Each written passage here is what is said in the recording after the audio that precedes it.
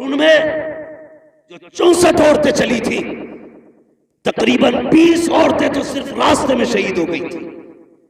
کوئی اس غم میں چلی گئی کسی کا بیٹا شہید ہوا، کوئی بھائی کے غم میں چلی گئی، بڑا درد تھا وہاں پہ. لیکن قسم خدا کی قربان جاؤ اہل بیت کے ایک ایک بچی کی عظمت پہ. جب عصر کے وقت میں ایک جگہ قافلہ رکا، بہت غور سے سننا، میں بتا رہا ہوں رشتے کیسے نبھائے گئے. عصر کے وقت میں قافلہ رکا تو عورتیں نماز میں مصروف ہوئی. حضرت سکینہ کئی دن سے نہیں سوئی تھی، تھکن تھی. میں تو یہ کہتا ہوں جس کا سب سے زیادہ کربلا میں خرچ ہوا ہے اسی ذات کو سیدہ سکینہ کہا جاتا ہے. ہاں، سب سے کم عمر میں سب سے بڑا خرچہ حضرت سکینہ کا. اگر اس مجمع میں نا اتنے بڑے مردوں کے بیچ میں کسی کے آگے کسی کا کٹا ہاتھ پھینک دو نا پوری گلی صاف ہوگی. ہاتھ بڑی بات ہے، خالی انگلی کاٹ کے ڈال دو، ڈر کے مارے لوگ بھاگ جائیں گے. ان کا جگر کیسا تھا، ساتھ میں باپ کا کٹا سرنے سے پہ تھا، لیکن خدا کی قسم انہوں نے رب کی تسبیح نہیں چھوڑی تھی. ہاں، تسبیح نہیں چھوڑی تھی. جب قافلہ رکا کئی وقت سے حضرت سکینہ سوئی نہیں، مسلسل سفر جاگنا. تو سوچا کہیں آرام کروں، کوئی سایہ نہیں تھا. ایک جھاڑدار درخت کے پاس جا کے لیٹ گئی. آنکھ لگ گئی، بچپن تھا، چھوٹی تھی، تھکی تھی، غم تھا، بھوک تھی، کئی چیزیں جمع تھی. لیٹی آنکھ لگ گئی. قافلہ آگے بڑھ گیا. مغرب کی نماز کے لیے ایک جگہ قافلہ رکا. پھر جب قافلے کو آگے بڑھنے کا حکم دیا گیا، اللہ اکبر، تو جس نیزے پہ میرے امام کا سر تھا وہ نیزہ آگے نہیں بڑھا. حضرت سیدہ زینب نے کہا، زین العابدین جی پھوپھی کا پتہ کرو یہ نیزہ کیوں نہیں آگے بڑھ رہا، قافلہ کیوں نہیں جا رہا ہے. آپ نے پتہ کیا تو پتہ چلا جس نیزے پہ سر حسین ہے وہ نیزہ نہیں اٹھ رہا ہے. آپ نے پھوپھی سے کہا، لگتا ہے کربلا کے میدان سے آنے والے مسافروں میں کوئی مسافر پیچھے رہ گیا ہے. کہا کس لیے؟ کہ بابا کا سر آگے نہیں جا رہا ہے. حضرت زینب نے جب اتنا سنا اپنی سواری سے نیچے اتری اور آواز دی سب کو. سب کے نام آئے، جواب آتا رہا، لیکن جب سکینہ کا نام آیا کوئی جواب نہیں آیا. بے قرار ہو گئی حضرت سکینہ کے غم میں. تلاش کرنے لگی کہاں ہے سکینہ، اس لیے کہ سکینہ وہ ہے جو حسین کے گلے کا تعویذ ہے. سکینہ وہ ہے جو باپ کے سینے پہ سر رکھ کے سوتی تھی. اور یار عجیب رشتہ ہوتا ہے باپ بیٹی کے ساتھ. باپ پردیس چلا جاتا ہے، بیٹیاں رویا کرتی ہیں، باپ آنے میں دیر کر دے بیٹیاں ناراض ہویا کرتی ہیں. مگر میرا حسین تو بیٹی کو آخری بار الوداع کہہ کے گیا تھا. بیٹی جانتی ہے سامنے باپ کا سر کٹا ہے، پتہ سکینہ کے جگر پہ کیا گزری ہوگی. لیکن وہ صابر لوگ ہیں، شاکر لوگ ہیں. انہوں نے کپڑے نہیں پھاڑے، بال نہیں نوچے، سروں پہ مٹی نہیں ڈالی تھی. کہتے تھے یا رب جس میں تو راضی ہے اس میں تیرے نبی کے گھر والے راضی رہتے. عزیزان ملت اسلامیہ، یہ زندگی بس چند لمحوں کی ہے. یاد رکھیے جتنی اللہ نے مقدر کی ہے اتنی ہی سانسیں آنی ہیں. اور جب موت کا وقت آئے گا تو نہ آپ موت سے ایک لمحے کی چھٹی پا سکتے ہیں اور نہ ہی موت سے ایک منٹ پہلے مر سکتے ہیں. جب انسان کا وقت پورا ہو جاتا ہے تو پھر اس کو یہ دنیا چھوڑ کے جانی ہوتی ہے. اور یہ یاد رکھیے گا موت کا فرشتہ جس دروازے آتا ہے خالی نہیں جاتا ہے. کوئی آنسو، کوئی درد، کوئی آہ، کوئی غم، کسی کی چیخ، کسی کا رونا اسے نہیں روک سکتا. جب وہ آتا ہے اپنا کام کرنے کے لیے تو اپنا کام کر کے ہی جاتا ہے. فرق ہے، کچھ لوگ یہ سوچتے ہیں کہ زندگی وہ کامیاب جی کے گیا جس نے 10-5 لاکھ روپے بچا کے رکھے. کچھ لوگ یہ سوچتے ہیں کامیاب وہ ہے جس نے بلڈنگیں بنا لی، بچوں کے لیے اچھے انتظامات کر دیے. مگر حقیقت یہ ہے کامیاب وہ شخص ہے جو اپنی زندگی اللہ اور اس کے رسول کی محبت میں گزار کے گیا ہے. یہ کنفرم ہے. کامیاب وہ بندہ ہے جس کی زندگی اللہ اور اس کے رسول کے لیے گزر گئی. ورنہ پیسے تو سبھی کے پاس ہیں لیکن عزتوں کی موت اللہ سب کو نہیں دیتا. کتنے لوگ ایسے کہاں مرے کہاں دفن ہوئے نہیں پتا چلا. اب بھی جاؤ کتنے لوگوں کی قبروں کے نشان تک موجود نہیں. لیکن کتنے ایسے لوگ ہیں جو جاتے جاتے زمانے پہ اپنی چھاپ چھوڑ جاتے ہیں, لوگوں کے دلوں میں اپنی جگہ چھوڑ جاتے ہیں. وہ کہا تھا کسی نے کہ خاموشیوں کی موت گوارا نہیں مجھے, شیشہ ہوں ٹوٹ کر بھی کھنک چھوڑ جاؤں گا. بھائی یہ بھی کوئی زندگی ہے جو بندہ اپنے لیے جیا اور مر گیا؟ کون یاد کرتا ہے اسے؟ ساری زندگی اولاد کے لیے یہ کر جاؤں, اولاد کے لیے یہ کر جاؤں, اولاد کے لیے یہ کر جاؤں. کس کے لیے فکر؟ جو 40ویں کے بعد پلٹ کے قبرستان نہیں آئے گی, اس کے لیے بندہ زندگی گزار دیتا ہے. اور عمران بھائی کی وہ ذات ہے جس نے اپنی زندگی اکثر قرآن پڑھنے والوں کی محبت میں گزاری ہے. بھلے ان کے خاندان والے, ان کے پریوار والے, ان کی اولاد, میں یہ نہیں کہتا اولاد کو غم نہیں, سچ تو یہ ہے کہ جو یتیمی کا داغ اولاد کے سینے میں لگتا ہے وہ مرتے دم تک نہیں چھپا کرتا. یتیمی کیا چیز ہے یہ کوئی یتیم ہی بتا سکتا ہے. ہم اور آپ کیا جانے یتیمی کیا ہے؟ اس سے پوچھو جس نے اپنے باپ کا اٹھتا جنازہ دیکھا ہو. صرف جنازہ نہیں اٹھتا, یتیم کی خوشیاں جنازے کے ساتھ چلی جاتی ہیں. ہاں بھائی سب کچھ اللہ اگر دے بھی دے, باپ نہ ہو پھر بھی جینے میں مزہ نہیں آتا. یہ بہت بڑا داغ ہے یتیمی کا. میں دعوے کے ساتھ کہتا ہوں جس کے آنگن میں ہر شے ہو, جس کے اشارے پہ ساری چیزیں حاضر ہوں, اگر باپ نہ ہو پھر بھی اس کی زندگی میں اکیلا پن رہا کرتا ہے. بندہ اگر چھپر میں رہتا ہو, چٹنی سے کھاتا ہو, کچھ بھی نہ ہو, سینے سے لگانے والا باپ ہو, خدا کی قسم وہ تنہائیوں میں بھی محفلوں کے مزے لیا کرتا ہے.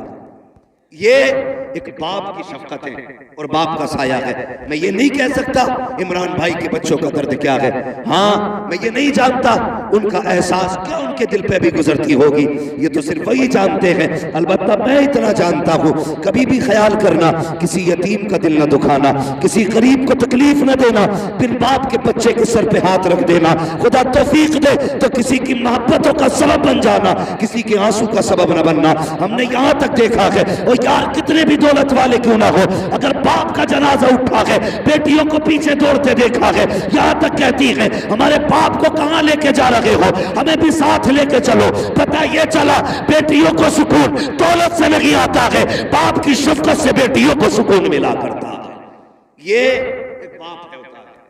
میں یہ نہیں کہتا کہ بیٹوں پہ کیا گزری ہے کہ نہیں گزری ہے, لیکن یاد رکھیے گا وقت ایک ایسا مرہم ہے جو گزرتے گزرتے ہر زخم کا علاج کر جاتا ہے.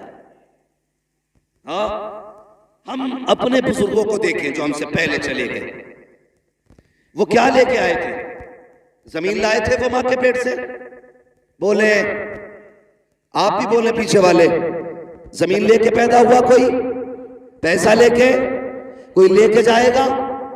اگر شک ہو تو جا کے ابا کی قبر پہ پوچھنا اپنے, کیا لے کے گئے تھے, کیا لے کے آئے؟ جواب آئے گا خالی ہاتھ آئے تھے اور خالی ہاتھ گئے. اتنا فرق ہوا ہے, جب دنیا میں آئے تھے تو مٹھی بند تھی, جب دنیا سے گئے تو وہ بھی کھل چکی تھی. یہ شک بھی ختم ہو چکا تھا کہ اب ہاتھوں میں کچھ نہیں, سب کو ایسے ہی چلے جانا تھا. زندگی یہ نہیں کہ امیر کیسے بنے, زندگی یہ بہتر نہیں کروڑ پتی کیسے بنے, زندگی یہ بہتر ہے کہ ہم اپنے سے زیادہ دوسروں کا خیال کریں. اصل زندگی یہ ہے, اپنوں سے زیادہ دوسروں کا خیال کرنا, یہ اصل زندگی ہے. کئی بار لوگ کہتے ہیں نہیں جی اس کے پاس اتنا وہ کچھ نہیں کر رہا, میرے پاس تو ہے نہیں, میں کیا کر سکتا ہوں. اگر تیرے پاس کچھ نہیں ہے نا تو پھر رات کو تو مصلی بچھا دے اور ہاتھ اٹھا اپنے رب کے آگے کہ مالک یا تو مجھے دے دے تاکہ میں اس پر لٹا سکوں, یا اس پریشان کی پریشانی دور فرما دے. اگر آپ پیسہ نہیں دے سکتے دعا تو دے سکتے ہو نا, دے سکتے ہو نا. اگر خالی ہاتھ بھی ہو تو دعائیں دے دو. یہ عادت بھائی عمران صاحب میں تھی, عمران صاحب میں تھی. یہ چند باتیں مجھے جو بتائی ہیں حضرت نے بتائی, کیا ان کی عادت تھی. میں نے ان کو نہیں جانا, میری ملاقات ان سے نہیں ہوئی, لیکن ان کی باتوں سے لگ رہا ہے وہ قبر میں اکیلے نہیں ہیں، وہاں قبر میں خدا کی رحمتیں بھی ہیں، مصطفیٰ کی شفاعتیں بھی ساتھ ہیں۔ ایسی زندگی جی کے جاؤ کہ خدا کی رحمتیں سلام کر لیا، خدا کی رحمتیں۔ یہ بھی کوئی زندگی اپنے لیے جیے، اپنے لیے مرے۔ بڑا بڑا کروڑ پتی پڑا ہوگا تمہارے سنبل میں، بڑے بڑے پیسے والے پڑے ہوں گے، لیکن صبح اٹھ کے اخبار پڑھنے کا تو وقت ہوگا، لیکن قرآن پڑھنے کا وقت نہیں ہوگا۔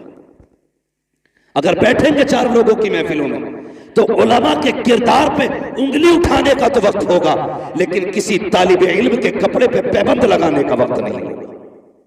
ہوں گے دولت والے تو ایسی دولتیں کام آئیں گی، ایسی امیری کام آئے گی۔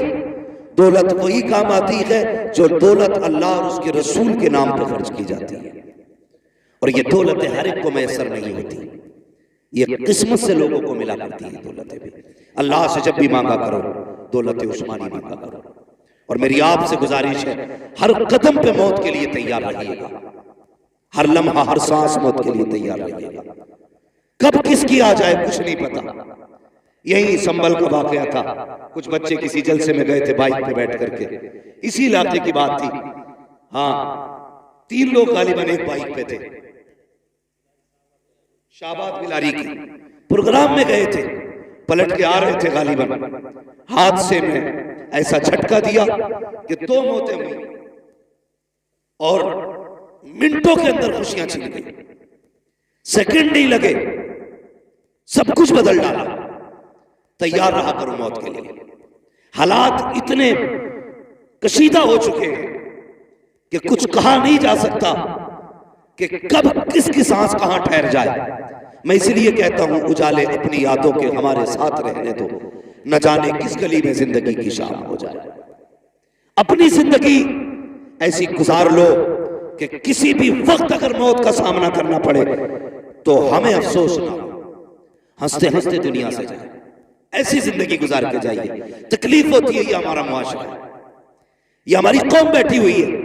ابھی 10 محرم کو گجرات سے پٹنہ جا رہا تھا، تو پٹنہ ایئرپورٹ سے جب نکلے راستے میں لوگ کلمہ پڑھنے والے، ٹوپیاں بھی تھی، کچھ بھانگ پیے ہوئے تھے، کچھ نشے میں تھے، اور کربلا والوں کے نام کے نعرے لگا رہے تھے۔ شرم آتی ہے۔ ڈاکٹر اقبال نے کیا کہا تھا؟ یوں تو سید بھی ہو، مرزا بھی ہو، افغان بھی ہو، تم سبھی کچھ ہو بتاؤ کہ مسلمان بھی۔ ہاں ابھی تک شراب پی کے حسین کے نام کے نعرے لگانے کو ہم سب سے بڑی سنیت کہہ رہے ہیں، اور کفر اپنی چال چل چکا ہے۔ ڈاکٹر اقبال کی یہ بات یاد رکھنا، نہ سنبھلو گے تم مٹ جاؤ گے ہندی مسلمانوں، تمہاری داستان تک بھی نہ ہوگی داستانوں میں۔ ہوش کے ناخن لو، بدلو اپنے آپ کو وقت کے ساتھ، ورنہ وہ دن دور نہیں ہے کوئی تمہارا نام لینے والا نصیب نہیں ہوگا۔ اس لیے ہوش میں آنے کی ضرورت کیا ہے؟ صحیح دین ہے، جو صحیح دین ہے اس کو تلاش کرو، جو صحیح دین ہے اس پہ عمل کرنے کی کوشش کرو۔ اسی بھیڑ بھاڑ کے اندر جب میں نے شرابیوں نسوڑیوں کو حسن حسین کے نعرے لگاتے دیکھا، کتنی بیٹیوں کو بنا دوپٹے 10 محرم کے نام پہ بازار کا تماشائی بنتے دیکھا، آنکھ میں آنسو آ گئے۔ میں سوچنے لگا یا اللہ یہ کون سی قوم ہے آج 10 محرم کے نام پر بیٹیوں کے سروں پہ دوپٹے نہیں ہے، ان کی حیا نہیں ہے، ان کو غیرت نہیں ہے۔ 10 محرم ہے کیا؟ کبھی تو نے جانا صرف سبیل کا نام محرم نہیں، کالے دھاگے باندھنا محرم نہیں، کالے کپڑے پہننا محرم نہیں۔ جو بیٹیاں ننگے سر پھر لگی ہے ان کے سروں پہ چادر ڈالنے کا نام محرم شریف ہے۔ کتنے لوگوں نے بیٹیوں کے سر پہ دوپٹے ڈالے؟ نہیں نا، اکثر دیکھنا میلے کے نام پہ یوں، اور بغیرت باپ بھی اسی میلے میں ہے، بھائی بھی اسی میلے میں ہے۔ شرم آنی چاہیے۔ اور تو کس ہوا میں ہے؟ تو ایسی بخش دی جائے گی، تجھے غیرت تک نہیں آئی۔ میں صرف اتنا پوچھنا چاہتا ہوں، جب ان بیٹیوں کو قبر میں اتارا جاتا ہے کتنا اہتمام کیا جاتا ہے، چاروں طرف سے کپڑا ڈال دیا جاتا ہے، اعلان کر دیا جاتا ہے دور رکھنا فلاں کی بیٹی قبر میں اتاری جا رہی ہے، پردہ ڈال دیا جائے۔ میں پوچھنا چاہتا ہوں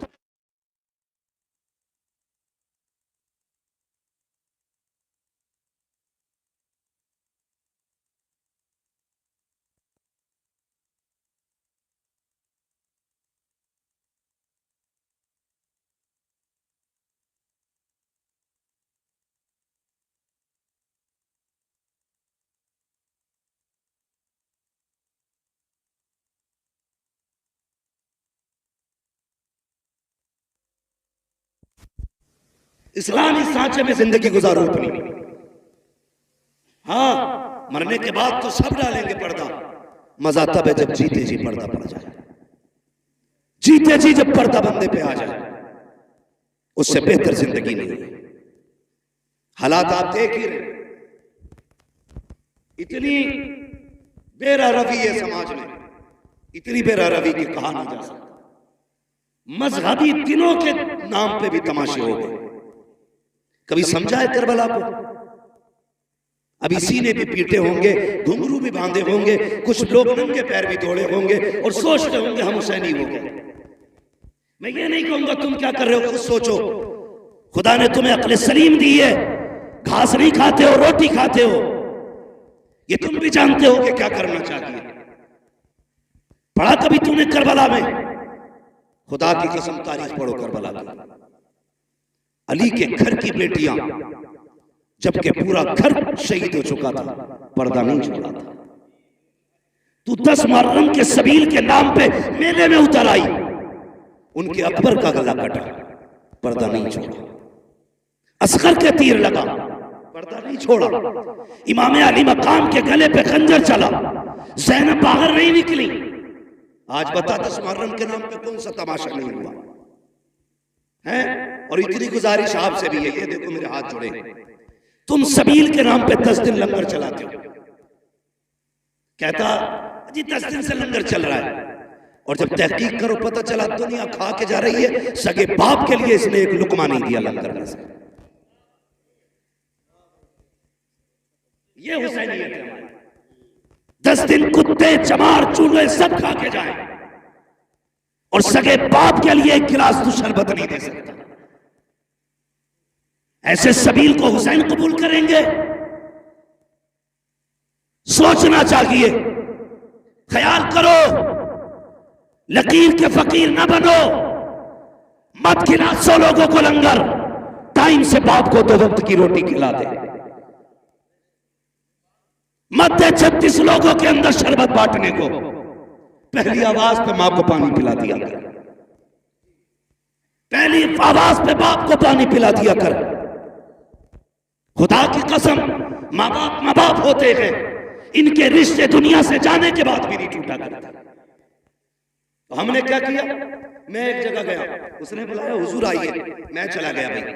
اس نے کہا حضرت دیکھیے یہ میرا تقریباً 1.5 لاکھ کا خرچ ہے 10 دن میں. الحمدللہ ڈیگ نہیں ختم ہوتی، ایک بنتی ایک لگتی ہے. وہ اٹھ کے گیا، پڑوسی نے آ کے کہا اس سے یہ تو پوچھ لو حضرت اس کے گھر پہ سگی بہنیں کب سے نہیں آئی ہیں. تھوڑی دیر کے بعد پھر گھوم کے آیا، حضرت بتائیے کیسا لگا میرا کام. میں نے اس سے یہ کہا کہ بھئی بہنیں اور بھائی نظر نہیں آ رہے. اس نے کہا جی وہ ناراض ہے. میں نے کہا منا لیا ہوتا. اس کا جواب کیا تھا جانتے ہو؟ اس نے کہا چھوڑو، جتنے کسی کے ہاتھ پکڑو اتنے نخرے اونچے ہوتے ہیں. یہ جملے ہمارے. میں نے کہا بتانا بات کیا ہوئی؟ اس نے کہا بہن سے اس لیے، بہن کو اس لیے نہیں بلایا کہ بہنوئی سے میری نہیں بنتی. یار بہنوئی میں تیرا گروپ نہیں ہے بلڈ کا، لیکن بہن کی رگوں میں وہی گروپ ہے جو تیرا گروپ ہے. تیرا اور بہن کا ڈی این اے ایک ہے. تو سگی بہن کو چھوڑ کے دنیا کو لنگر کھلا رہا ہے. تجھے کیا لگتا ہے حسین کی بہن راضی ہوگی؟ خدا کی قسم تاریخ پڑھ کربلا کی. ہم سنی ہیں اور شکر ہے بریلی والے سنی ہیں. ہم سینہ پیٹ کے علی علی نہیں کرتے، ہم سینہ کھول کے علی علی کرتے ہیں. یہ یاد رکھیے. کربلا پڑھیے آپ کربلا اور سمجھیے کربلا کو. رشتے کیسے نبھائے ہیں کربلا میں، رشتے کیسے نبھائے ہیں. قافلہ قیدی بن کے چلا تھا. بولو جب نماز کا وقت ہوتا تھا اہل بیت اطہار کی شہزادیاں کہتی نماز پڑھ رہی ہے تو یزیدی کتے خود تو شامیانے میں بیٹھتے تھے. علی کے گھر کی بیٹیاں نیلے چھت والے آسمان کے نیچے بیٹھا کرتی تھی. اور ان میں جو 64 عورتیں چلی تھی تقریباً 20 عورتیں تو صرف راستے میں شہید ہو گئی تھی. کوئی اس غم میں چلی گئی کسی کا بیٹا شہید ہوا، کوئی بھائی کے غم میں چلی گئی. بڑا درد تھا وہاں پہ. لیکن قسم خدا کی قربان جاؤ اہل بیت کے ایک ایک بچی کی عظمت پہ. جب عصر کے وقت میں ایک جگہ قافلہ رکا، بہت غور سے سننا، میں بتا رہا ہوں رشتے کیسے نبھائے گئے. عصر کے وقت میں قافلہ رکا تو عورتیں نماز میں مصروف ہوئی. حضرت سکینہ کئی دن سے نہیں سوئی تھی، تھکن تھی. میں تو یہ کہتا ہوں جس کا سب سے زیادہ کربلا میں خرچ ہوا ہے اسی ذات کو سیدہ سکینہ کہا جاتا ہے. ہاں، سب سے کم عمر میں سب سے بڑا خرچہ حضرت سکینہ کا. اگر اس مجمع میں نا اتنے بڑے مردوں کے بیچ میں کسی کے آگے کسی کا کٹا ہاتھ پھینک دو نا پوری گلی صاف ہوگی. ہاتھ بڑی بات ہے، خالی انگلی کاٹ کے ڈال دو، ڈر کے مارے لوگ بھاگ جائیں گے.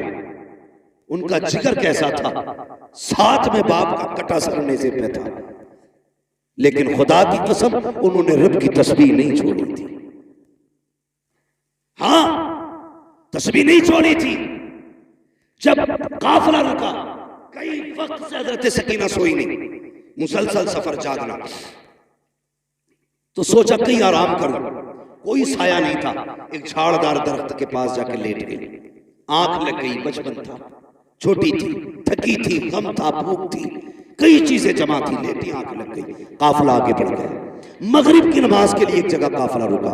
پھر جب قافلے کو آگے بڑھنے کا حکم دیا گیا، اللہ اکبر، تو جس نیزے پہ میرے امام کا سر تھا وہ نیزہ آگے نہیں بڑھا. حضرت سیدہ زینب نے کہا، زین العابدین جی پھوپھی کا پتہ کرو یہ نیزہ کیوں نہیں آگے بڑھ رہا، قافلہ کیوں نہیں جا رہا ہے. آپ نے پتہ کیا تو پتہ چلا جس نیزے پہ سر حسین ہے وہ نیزہ نہیں اٹھ رہا ہے. آپ نے پھوپھی سے کہا، لگتا ہے کربلا کے میدان سے آنے والے مسافروں میں کوئی مسافر پیچھے رہ گیا ہے. کہا کس لیے؟ کہ بابا کا سر آگے نہیں جا رہا ہے. حضرت زینب نے جب اتنا سنا اپنی سواری سے نیچے اتری اور آواز دی سب کو. سب کے نام آئے، جواب آتا رہا، لیکن جب سکینہ کا نام آیا کوئی جواب نہیں آیا. بے قرار ہو گئی حضرت سکینہ کے غم میں. تلاش کرنے لگی کہاں ہے سکینہ، اس لیے کہ سکینہ وہ ہے جو حسین کے گلے کا تعویذ ہے. سکینہ وہ ہے جو باپ کے سینے پہ سر رکھ کے سوتی تھی. اور یار عجیب رشتہ ہوتا ہے باپ بیٹی کے ساتھ. باپ پردیس چلا جاتا ہے، بیٹیاں رویا کرتی ہیں، باپ آنے میں دیر کر دے بیٹیاں ناراض ہویا کرتی ہیں. مگر میرا حسین تو بیٹی کو آخری بار الوداع کہہ کے گیا تھا. بیٹی جانتی ہے سامنے باپ کا سر کٹا ہے، پتہ سکینہ کے جگر پہ کیا گزری ہوگی. لیکن وہ صابر لوگ ہیں، شاکر لوگ ہیں. انہوں نے کپڑے نہیں پھاڑے، بال نہیں نوچے، سروں پہ مٹی نہیں ڈالی تھی. کہتے تھے یا رب جس میں تو راضی ہے اس میں تیرے نبی کے گھر والے راضی رہتے.